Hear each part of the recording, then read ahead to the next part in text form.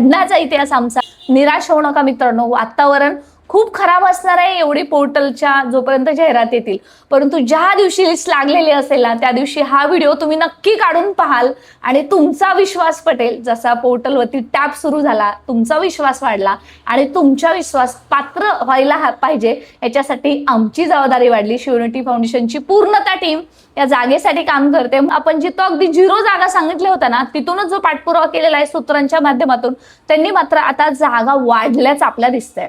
तुम्ही self certify केलेला आहे, परंतु योग्य ठिकाणी जर तुम्ही प्राधान्यक्रम दिला नाही ना मित्रांनो तर तुमची शिक्षक होण्याची संधी हुकणार आहे.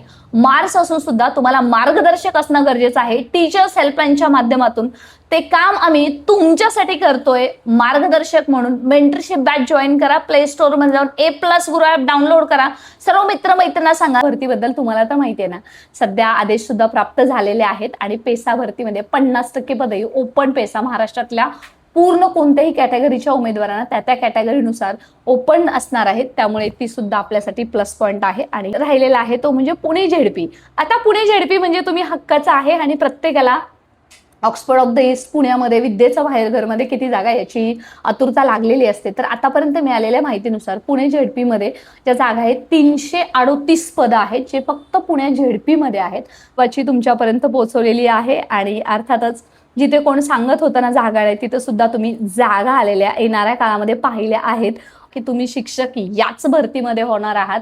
आणि प्रथमतः हा विचार तुमच्यापासून जर सुरू झाला ना तर कोणती गोष्ट अशक्य नाही. थोडा धीर धरा.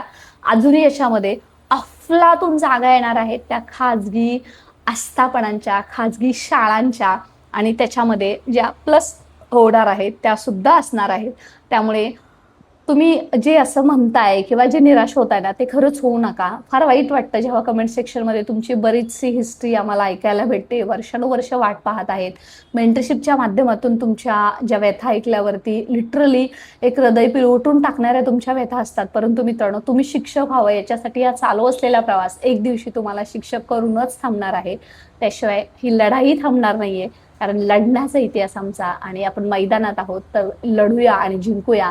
आणि लढाई आपल्याला सोबत लढायची आहे आणि जिंकायची सुद्धा आहे. तुम्ही ज्या जिल्ह्यामध्ये पाठपुरावा करत आहात ना तिथे किती जागा आहे त्याची काय आकडेवारी आहे ती सुद्धा कमेंट सेक्शनमध्ये आमच्यापर्यंत नक्की पोहोचवा.